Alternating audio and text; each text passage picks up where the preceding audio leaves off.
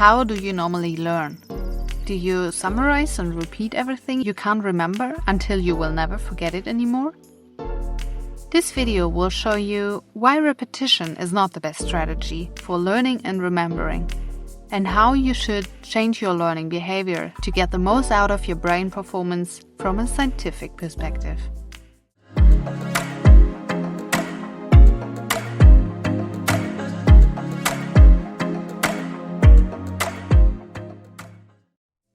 It's commonly believed that repeating information will lead to long-term memory. But as the experimenters Craik and Lockhardt in their experiment in 1972 showed, it's not the most efficient method to learn new things and terms.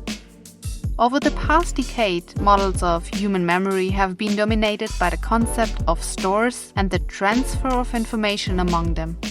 Moving memories from the sensory memory, the first impression, to the short-term memory, to the long-term memory. To move the memory from one part of the brain into the next level, scientists assumed repetition was the way to go.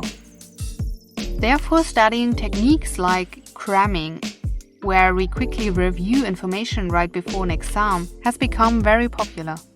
Craik and Lockhardt proposed the level processing effect as a counter to the dominant multi-store theory, as they didn't believe that the brain and memory work like that. Instead of linear process of memory, they suggested the processing on different levels of depth.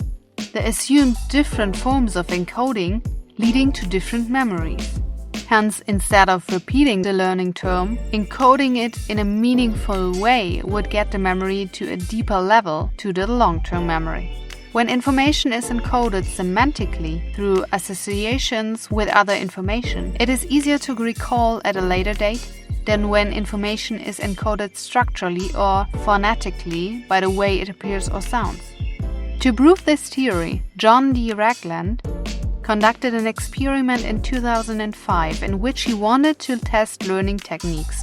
He used both semantic strategies that were based on the levels of processing effects and a structural form of encoding for a more shallow encoding.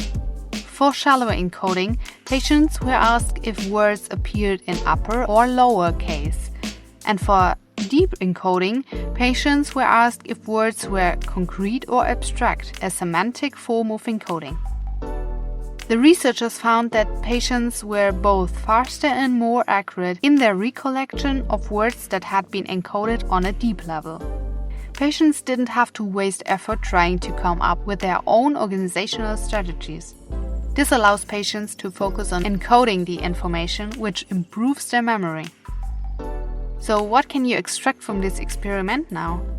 The well-known and widely used technique of cramming, the reviewing notes right before the exam, is a structural way of sorting information, hence a shallow level of processing. Another bad way to learn things is the phonetical technique, which concentrates on learning words by the way they sound, like word rhymes. You might not memorize this information for a long time. Therefore, it's useful to use deeper learning techniques, like connecting new learning terms with things you already know.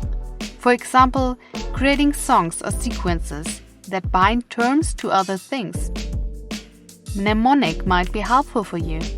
Information is also better retained when we attach an emotion to it. This semantic way enables you to remember things you've already learned better, and you will reduce the amount of time spent on learning. You can use these techniques not only for your exams, but in daily life. Even for remembering names, these techniques can be very helpful. Combine someone's name with something more meaningful, like a hobby or object you associate with him or her. You can also think about the situation where you first met and connect this to the emotion you had. Furthermore, comparing the information with things we like, our passion, or situations we've already experienced can be useful. Try to explain it in your own words. Research topics by yourself rather than just listening to teachers. Or find real-life examples for a theory instead of reading about it in a textbook. Thanks for watching. I wish you a deep learning experience, and you might want to share this video with a friend to help him in his learning process. Please consider subscribing if you haven't yet. and I hope to see you in the next video.